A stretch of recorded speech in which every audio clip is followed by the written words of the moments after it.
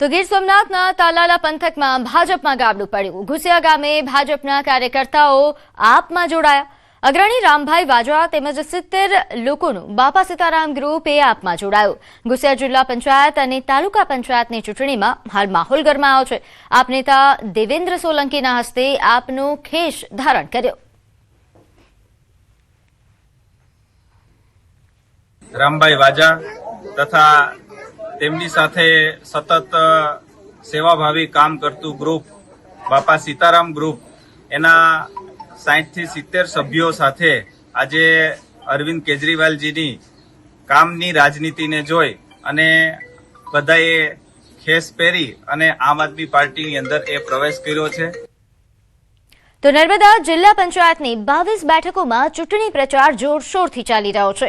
જ્યાં ભાજપ અને કોંગ્રેસ દ્વારા આમલેથા બેઠક પર ડોર ટુ ડોર પ્રચાર હાથ ધરાયો છે। ખાસ કરીને આ બેઠક પર 23,395 મતદારો છે। તેમજ આ વિસ્તાર જંગલ વિસ્તારમાં હોવાથી ઉમેદવારોને પગપાળા જઈને આદિવાસી મતદારોને તેમની ભાષામાં સમજાવવું પડે છે।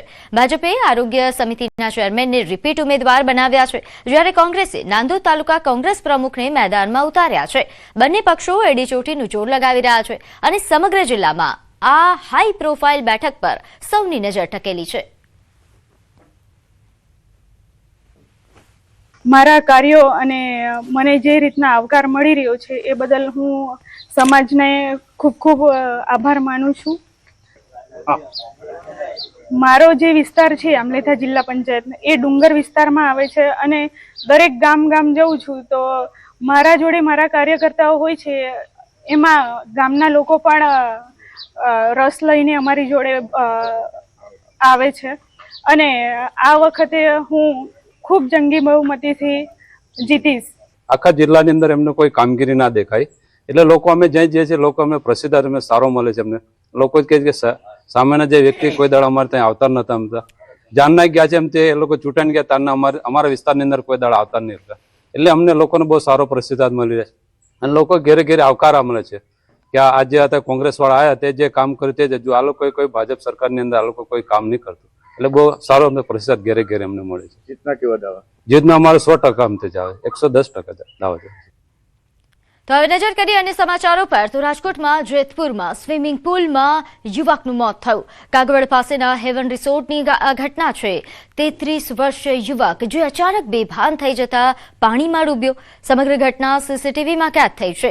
મૃતક યુવાન ઓનલાઈન માર્કેટિંગનો વ્યવસાય સાથે જોડાયેલો હોવાની પ્રાથમિક વિગત પ્રાપ્ત થઈ રહી છે। તેમજ ગુંડલ તાલુકાના નવા ગામનો રહેવાસી આ યુવક જે પરિવાર સાથે રવિવારની મજા માણવા માટે અહીં આવ્યો હતો અને યુવકનું ઓચિંતું મોત નીપજ્યું।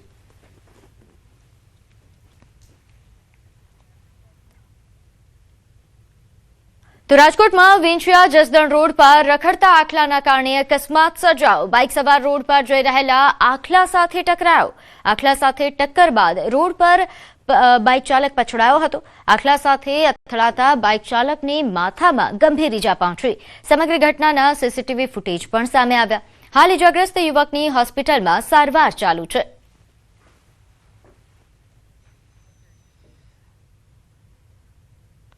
તો ઉત્તર પ્રદેશના મથુરામાં એક ગમખ્વાર અકસ્માતનો બનાવ સામે આવ્યો છે, જે સીસીટીવી કેમેરામાં કેદ થયો છે। એક નેતા પુત્રએ કારમાં સ્ટન્ટ કરતા યુવતીને કચડી નાખી। ખેડૂત સંઘના નેતાના થારમાં સ્ટન્ટ દરમિયાન એક યુવતીને ટક્કર મારી। સ્ટન્ટ દરમિયાન ઝડપથી આવતી થારે રસ્તાની બાજુમાં પાર્ક કરીને બેઠેલી એક યુવતીને ટક્કર મારી। ટક્કર એટલી ગંભીર હતી કે મહિલા હવામાં ઉછળીને નીચે પટકાઈ અને થાર કાર પણ રસ્તા પર પલટી ગઈ। ગંભીર રીતે ઘાયલ મહિલાને હોસ્પિટલમાં દાખલ કરવામાં આવી છે, જ્યાં તેની હાલત ગંભીર છે। અકસ્માતના ભયાનક સીસીટીવી ફૂટેજ પણ સામે આવ્યા છે। જો કે ઘટના બાદ આરોપી ડ્રાઈવર ઘટના સ્થળેથી ભાગી ગયો હતો। પોલીસે વાહન કબજે કર્યું છે અને કેસની તપાસ શરૂ કરી છે।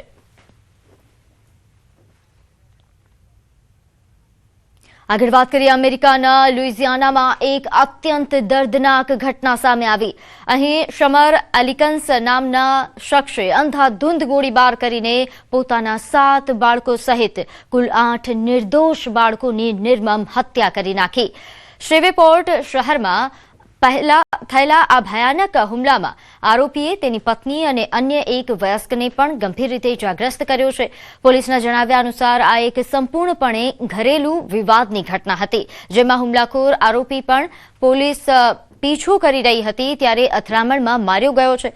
1 થી 12 વર્ષની ઉંમરના માસૂમ બાળકોના મોતથી હાલ સમગ્ર વિસ્તારમાં શોકનું મોજું ફરી વળ્યું છે. પોલીસે છેલ્લા 2 વર્ષમાં થયેલી આ સૌથી ભયાનક ઘટના ગણાવી છે.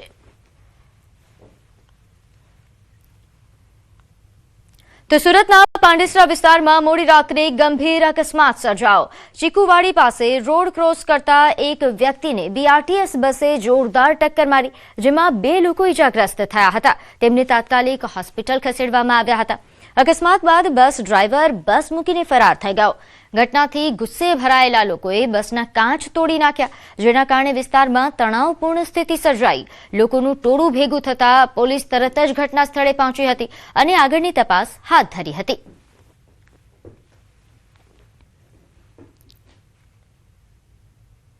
આગળ વાત કરીએ, મહેસાણામાં વિશ્વ ઉમિયાધામ દ્વારા મહાઆરતીનું આયોજન કરવામાં આવ્યું, જ્યાં 8000 દીવડાઓથી મા ઉમિયાની આરતી કરાઈ.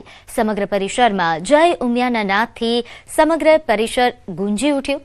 નોંધનીય છે કે અહીં 5000થી વધારે ભક્તો મા ઉમિયાનો પ્રસાદ લઈ ધન્યતા અનુભવી. વિશ્વના સૌથી ઊંચા મા ઉમિયાના મંદિર નિર્માણ માટે સંકલ્પ પણ લેવામાં આવ્યા. હજારો મહિલાઓ મા ઉમિયાની ભક્તિમાં જોડાઈ.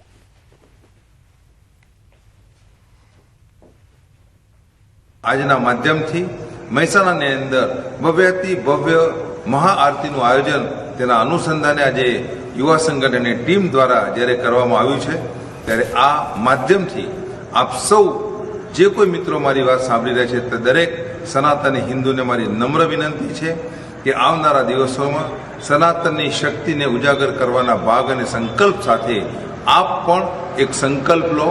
દર શનિવારે તમારી જ સોસાયટીના કોમન પ્લોટમાં સાંજે 7 થી 8 કલાક દરમિયાન ચાહે કોઈ પણ ઈષ્ટદેવ કે માતાજીની આરતી ઉતારીને આપણે સંગઠિત થઈએ, શક્તિ ક્રિએટ કરીએ અને આવનારા દિવસોની અંદર સમાજને સુરક્ષિત કરીએ એવી લાગણી સાથે આપ સૌને જય ઉમિયા, જય હિન્દ, જય ભારત.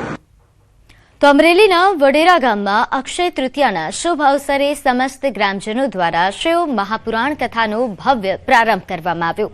રંગેચંગે યોજાયેલી પોથી યાત્રામાં ગ્રામજનો પરંપરાગત વસ્ત્રોમાં સજ્જ થઈ જોડાયા હતા અને રાસ ગરબાની રમઝટે માહોલને વધુ ઉજ્જવળ બનાવ્યો.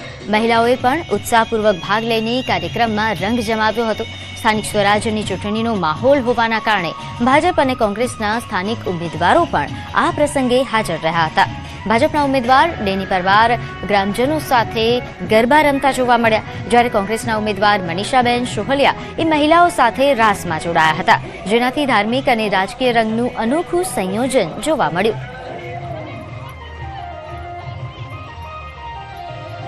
ગામના સર્વે પિતૃઓના મોક્ષાર્થે તેમજ ગામની શાંતિ અને એકતા માટે તેમજ સર્વે જીવોના કલ્યાણ અર્થે ગામ સમસ્ત લોકોએ બધા આગેવાનોએ ભેગા મળી અને આ કથાનું સુંદર મજાનું આયોજન કરેલું છે. આ કથામાં સર્વે ગ્રામજનો બહોળી સંખ્યામાં લાભ લઈ રહ્યા છે. તો બારે માસના મસાલા ભરવાની સિઝન શરૂ થઈ ગઈ છે અને સાથે જ બજારમાં હવે ભારે ભીડ પણ જોવા મળી રહી છે, પરંતુ આ વર્ષે મસાલાના ભાવમાં 80 થી 90% ઉછાળો નોંધાતા ગ્રાહકોને મોંઘવારીનો જોરદાર ઝટકો લાગ્યો છે.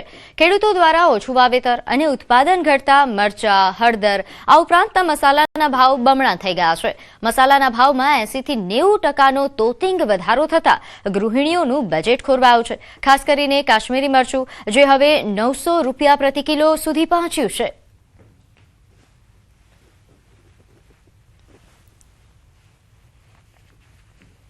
ગયા વર્ષ કરતે આ સાલ ભાવ 80 થી 90% વધારો છે મરચામાં. ગયા વર્ષે મંદી હતી, ખેડૂતોએ ઓછું વાવેતર કર્યું, પાક એના હિસાબે પાક ઓછો થયો, એના હિસાબે ભાવ વધારો થયો.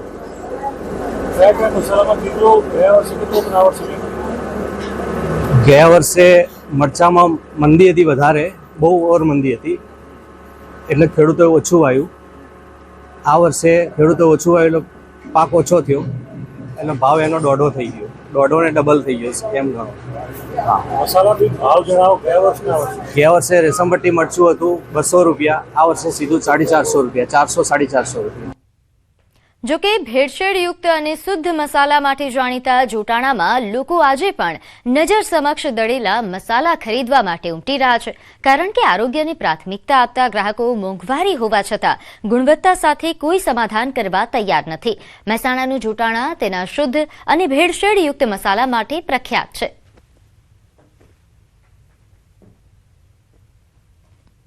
એક સાથે મરી મસાલા ને બધું ભરવા માટે અમે દર વર્ષે જોટાણા આવીએ છીએ અને અહીંયા અમને વિશ્વસનીયતા જળવાઈ રહે એવું લાગે છે, કેમ કે આપણી નજર સામે આપણે જે મરચું મરી મસાલા લેવા હોય તો એ લઈ અને સિલેક્ટ કરીને પછી આપણે જાતે દળવા માટે આપવાના હોય છે. દળાઈ અને આપણી નજર સામે જ એનું પેકિંગ પણ થાય છે, મોવાની પ્રક્રિયા પણ અહીંયા જ કરીને આપે છે, તો એ સારી પ્લસ પોઈન્ટ છે. જોટાણા મરચું અને હળદર, ધાણા જીરું, હિંગ વગેરે લેવા આવીએ છીએ. દર વર્ષે ઘણા વર્ષોથી આવીએ છીએ. એકદમ ચોખ્ખું ક્લીન મોઈને આપે છે, પ્લસ ઘણા વર્ષોથી આવીએ છીએ એટલે એકદમ નજર સામે દળીને આપે છે, કમ્પ્લીટ આપે છે એ લોકો. આપણે કઈ એમાં ભેળસેળ કે હાથે કઈ મતલબ ડર નથી રહેતો, એમ એકદમ ચોખ્ખું સરસ મળે છે.